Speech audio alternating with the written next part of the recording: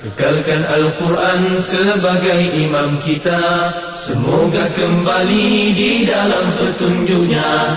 Kalamullah hidayah bagi kita, diberikan Jibril kepada. Kekalkan Al-Quran sebagai imam kita, semoga kembali di dalam petunjuk. فرمائے ان الذین جاؤوا بالافک عصبۃ منکم، بے شک وہ جو ایک تمہیں میں سے ایک جتھا ہے، ایک گروہ ہے جو ایک بڑا بہتان اٹھا لایا، لا تحسبوه شرا لکم، اسے اپنے حق میں شر نہ سمجھیں، بل هو خیر لکم، بلکہ یہ تمہارے حق میں کیا ہے؟ خیر ہے۔ اللہ اکبر۔ اس سیدہ عائشہ پہ تہمت لگ رہی ہے، بہتان لگ رہا ہے، کردار پہ کیچڑ اچھالا جا رہا ہے، یہ خیر کیسے ہے؟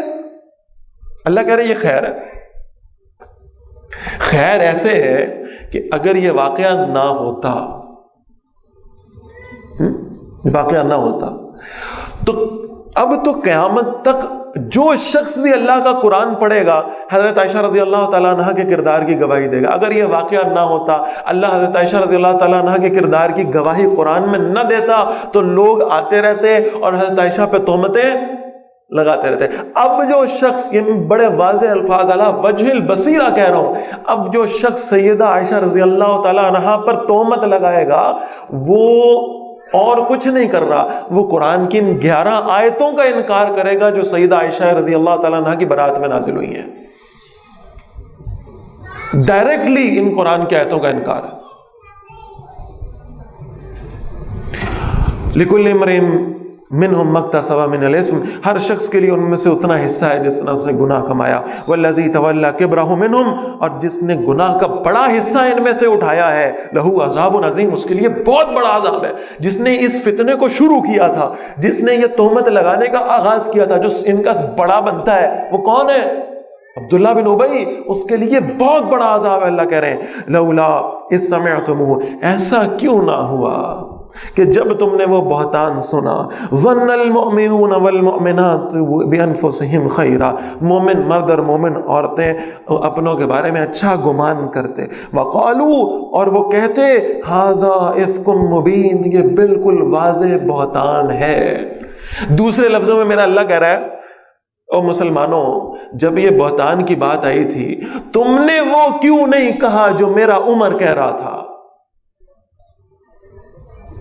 تمہیں وہ کہنا چاہیے تھا جو فاروق اعظم نے کہا ہے، تم نے وہ کیوں نہیں کہا؟ لولا جاؤ علیہ باربعۃ شہداء، کیوں نہیں وہ اس پر 4 گواہ لے کر آئے؟ فاذ لم یاتوا بالشہداء، پھر جب وہ گواہ نہیں لا سکے، فاولئک عند اللہ ھم الکاذبون، اللہ کے نزدیک وہی جھوٹے ہیں۔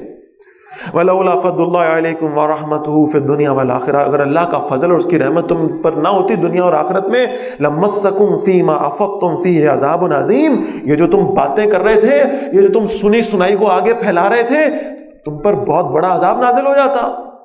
اذ تلقونہ بألسنتکم، جب تم باہم اسے لے رہے تھے اپنی زبانوں پر، وتقولون بافواہکم ما لیس لکم بہ علم، اور اپنے منہ سے وہ کہہ رہے تھے جس کا تمہارے پاس کوئی علم نہیں تھا، وتحسبونہ ہینا، اور تم اسے بڑی چھوٹی سی بات سمجھ رہے تھے۔ ہم جب کسی کے کردار کے بارے میں گوسپ کرتے ہیں، گفتگو کرتے ہیں، تو ہم بڑی معمولی بات سمجھتے ہیں۔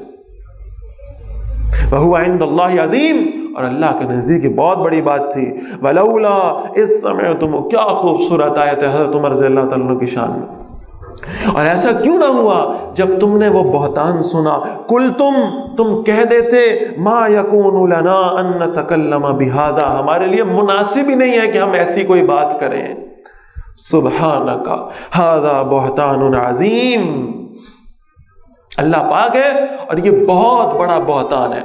اور یہ روایات میں آتا ہے، یہ ایز اٹ از وہی جملہ ہے جو حضرت عمر رضی اللہ تعالیٰ نے ان آیات کے نزول سے قبل نبی اکرم صلی اللہ علیہ وسلم کے سامنے ادا فرمایا تھا۔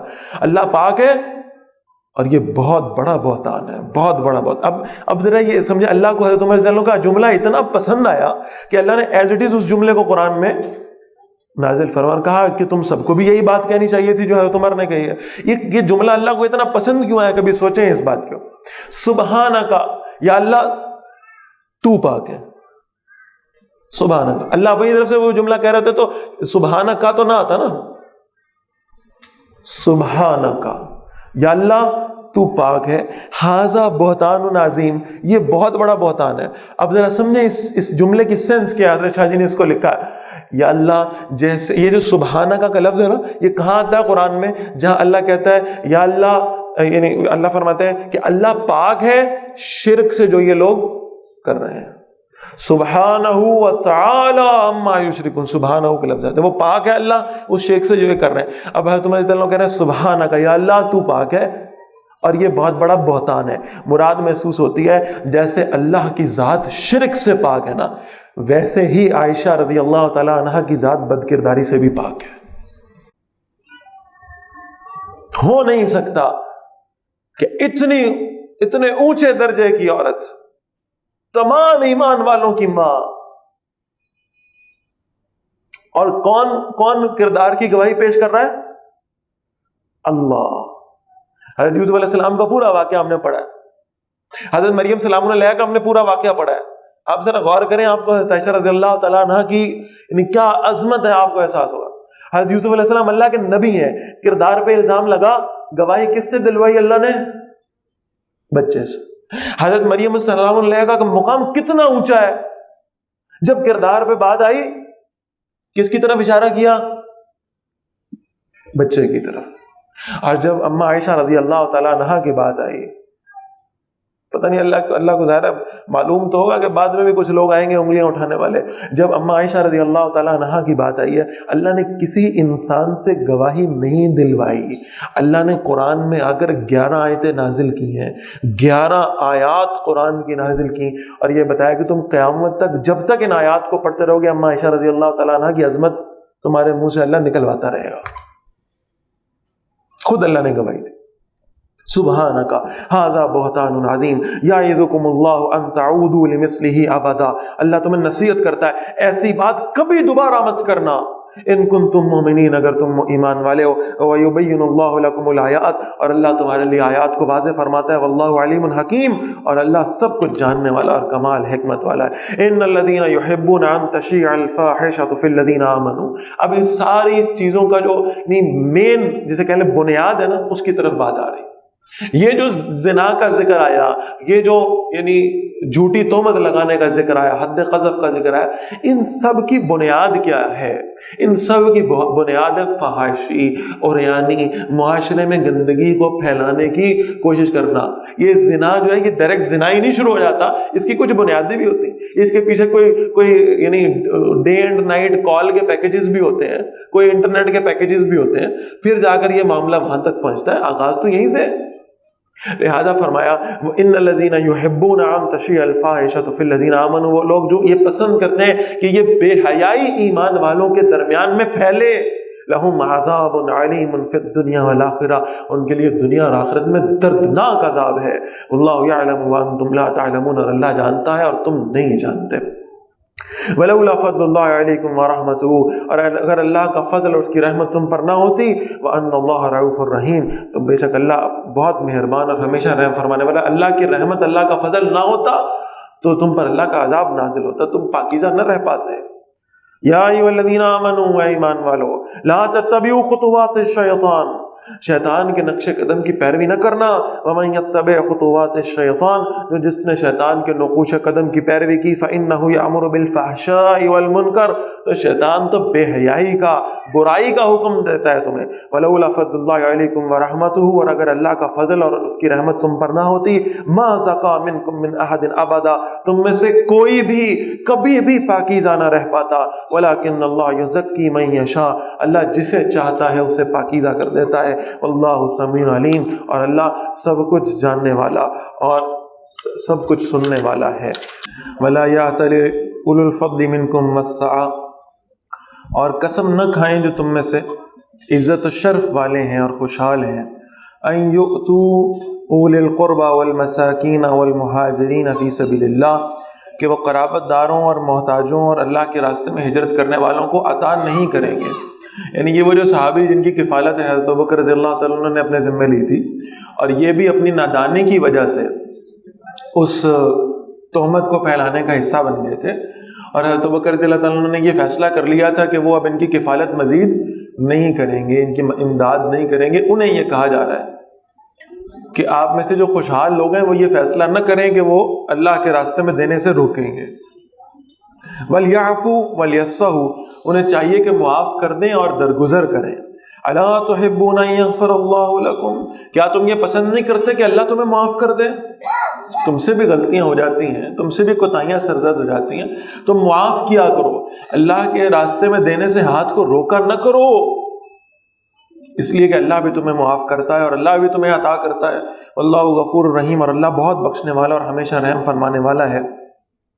ان الذين يرمون المحصنات الغافلات المؤمنات، بے شک جو لوگ پاک دامن اور بے خبر ایمان والی عورتوں پر تہمت لگاتے ہیں، لعنوا فی الدنیا والآخرہ، ان پر دنیا اور آخرت میں لعنت کی گئی.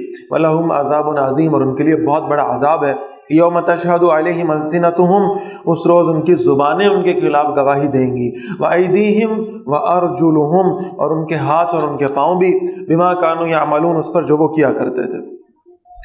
یومئذ یوفیہم اللہ دینہم الحق، اس روز اللہ ان کا صحیح صحیح بدلہ ان کو دے گا. ویعلمون ان اللہ هو الحق المبین، اور وہ جان لیں گے کہ بے شک اللہ ہی حق ہے اور حق کو واضح کرنے والا ہے. الخبیثات للخبیثین، ناپاک عورتیں ناپاک مردوں کے لیے ہیں. والخبیثون للخبیثات، اور ناپاک مرد ناپاک عورتوں کے لیے ہیں. والطیبات للطیبین، پاک باز عورتیں پاک باز مردوں کے لیے. والطیبون للطیبات، اور پاک باز مرد بھی پاک باز عورتوں کے لیے. اب ذرا اس کی جہاد کو ذرا غور سے دیکھ لیں. پہلی بات تو یہ ہے کہ اگر ہم اسے اسی انداز سے لیں کہ خبیث مرد خبیث عورتوں کے لیے، خبیث عورتیں خبیث مردوں کے لیے، پاکیزہ مرد پاکیزہ عورتوں کے لیے اور پاکیزہ عورتیں پاکیزہ مردوں کے لیے، تو یہ تو وہ یونیورسل اصول ہے جو اللہ نے عطا فرما دیا ہے. لیکن اب آپ کو فوراً یہ اعتراض ہوگا کہ ہم اپنے معاشرے میں بہت ساری ایسی مثالیں دیکھتے ہیں، اکثریت میں تو نہیں ہے بہرحال، لیکن کچھ ایسی ایکسیپشنز موجود ہیں جہاں بہت نیک مرد ہو اور عورت سرکش ہو، یا عورت بہت نیک ہو اور مرد اللہ کا باغی ہو. تو ایسے کچھ مس میچنگ والے کیسز ہمارے معاشرے میں ہمیں نظر آتے ہیں، اور ہم یہ کہتے ہیں کہ اللہ نے تو اصول بنایا تھا خبیثوں کے لیے خبیث اور پاک بازوں کے لیے پاک باز. لیکن یہ تو بڑا ایک مس میچ ہو گیا ہے. یہ تو ایک ایسا ہمارے سامنے کیس آ گیا ہے جو ہمیں نہیں محسوس ہوتا کہ یہ اس اصول کے مطابق ہے. تو وہ ایکسیپشنز ہیں اس معاشرے کی، اور وہ ہم سورہ تحریم کے آخری رکوع میں پڑھیں گے انشاءاللہ تعالیٰ کہ اس میں کیا احکامات ہیں. مثلا یعنی آپ دیکھیے کہاں فرعون کتنا بڑا یعنی اللہ کا نافرمان اور خود رب ہونے کا دعویٰ کرنے والا، اور اس کی بیوی کون ہے؟ حضرت آسیہ، انتہائی نیک عورت.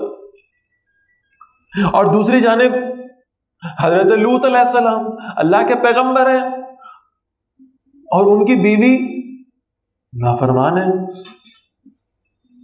تو یہ مس میچنگ ایکسیپشنل صورتحال میں ہو سکتی ہے، اور جہاں یہ ایسی مس میچنگ ہوگی تو سورہ تحریم میں ہم انشاءاللہ اس کو تفصیل سے پڑھیں گے کہ اللہ تعالیٰ وہاں یہ ہدایت عطا فرماتے ہیں کہ بس پھر صبر کرو اور اللہ سے اچھے اجر کی امید رکھو. اور وہ اچھا اجر کیا ہے؟ یعنی فرعون کی بیوی تھی حضرت آسیہ، لیکن انہوں نے صبر کیا اللہ کے راستے پہ استقامت سے نہیں. اب ان کا اجر کیا ہے؟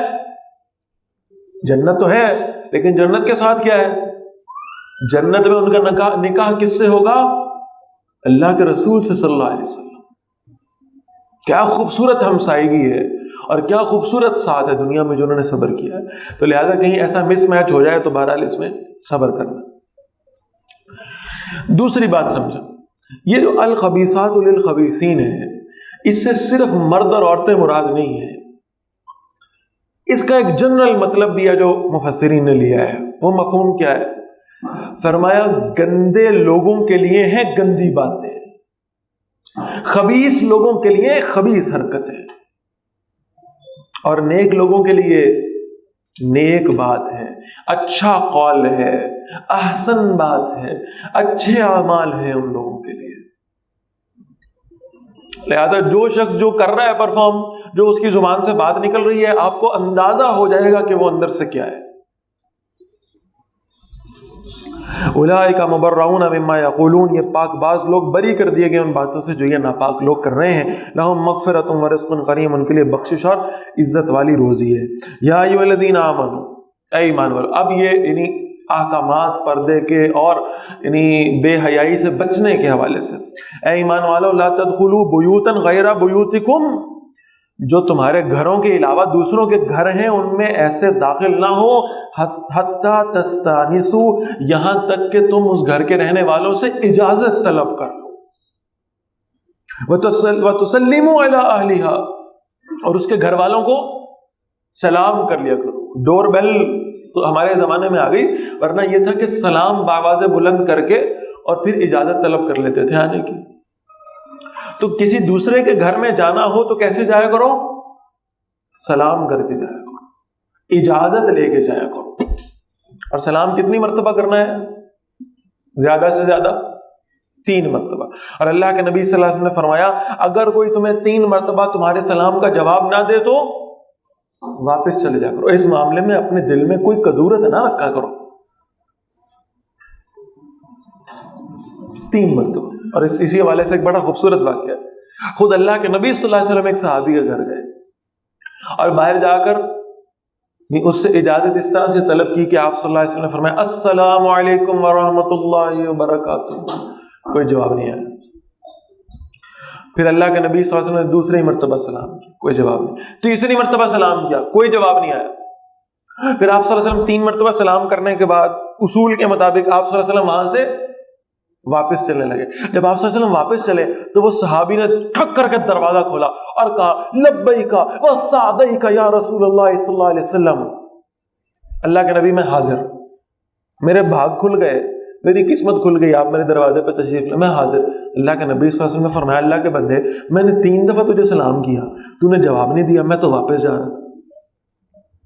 کہ اللہ کے نبی صلی اللہ علیہ وسلم آپ نے پہلی دفعہ کہا السلام علیکم ورحمۃ اللہ وبرکاتہ، میں نے اپنے آپ کو مخاطب کیا، میں نے کہا اللہ کے بندے اللہ کے نبی تجھے سلام کہہ رہے ہیں، اللہ کے نبی تجھ پہ رحمت بھیج رہے ہیں، اللہ کے نبی تیری برکتوں کی دعا کر رہے ہیں. اگر میں جواب دے دیتا آپ دوسری دفعہ سلام نہ کرتے. میں نے جواب دیا تھا پر آہستہ سا جواب دیا تھا. پھر آپ نے دوسری مرتبہ کہا، میں نے پھر اپنی سعادت محسوس کی کہ آپ مجھے سلام کہہ رہے ہیں، آپ مجھ پہ رحمت بھیج رہے ہیں، آپ مجھ پہ برکت بھیج رہے ہیں. تو میں نے پھر آہستہ سا جواب دیا تھا کہ تیسری دفعہ بھی سن لیں. جب آپ نے تیسری دفعہ سلام کیا تو مجھے محسوس ہوا کہ اب آپ واپس چلے جائیں گے، اس لیے میں بھاگا ہوا آیا تاکہ میں آپ کو بتاؤں کہ میں گھر پر ہوں اور آپ تشریف لیں. یہ صحابہ کی اللہ کے نبی سے محبت صلی اللہ علیہ وسلم اور رضی اللہ تعالیٰ عنہم اجمعین. تو کسی کے گھر میں داخل ہونا ہو تو پہلے اجازت لو، اور اجازت لینے کا طریقہ کیا ہے؟ سلام کر لیا کرو. ذالکم خیر لکم لعلکم تذکرون، یہ تمہارے لیے بہتر ہے تاکہ تم نصیحت حاصل کر لو. فإن لم تجدوا فیہا احدا، پھر اگر تم گھروں میں کسی کو نہ پاؤ فلا تدخلوها حتى یؤذن لکم، تو مت داخل ہو یہاں تک کہ تمہیں اجازت دے دی جائے. وَإِن قِيلَ لَكُمُ ارْجِعُوا، اور اگر تمہیں کہا جائے واپس لوٹ جاؤ، فَارْجِعُوا، تو واپس لوٹ جایا کرو. هُوَ أَزْكَىٰ لَكُمْ، یہ تمہارے لیے زیادہ پاکیزہ ہے. وَاللَّهُ بِمَا تَعْمَلُونَ عَلِيمٌ، اور جو کچھ تم کر رہے ہو اللہ اس سے خوب جاننے والا ہے. یعنی اب کوئی ہمت کر سکتا ہے ایسے کہ باہر کوئی شخص آیا ہو اور وہ اسے باہر آ کر کہ جی معذرت میں مصروف ہوں، آپ نے مجھ سے پہلے وقت نہیں لیا تھا، ٹھیک ہے آپ اس وقت برائے مہربانی آپ چلے جائیں، پھر کوئی وقت لے کر آپ آ جائیں. ہے ایسا ہمت کر سکتا ہے؟ ہم اگر کسی کو ایک میسج کا جواب نہیں دیتے نا تو یعنی تھوڑا وقت گزر جاتا ہے، کچھ منٹ کچھ گھنٹے گزر جاتے ہیں اور ہم میسج کا جواب نہیں دے پاتے.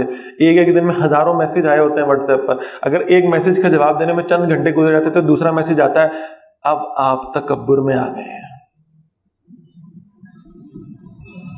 یقین کریں یہ دوسرا میسج یہ ہے، پہلا میسج یہ ہے یہ مسئلہ ہے جواب دیں، وہ میسج میں نہیں پڑھ سکا، میں جواب نہیں دیا. دوسرا میسج آتا ہے آپ بڑے متکبر ہو گئے، آپ میں تکبر آ گیا، اللہ معاف فرمائے.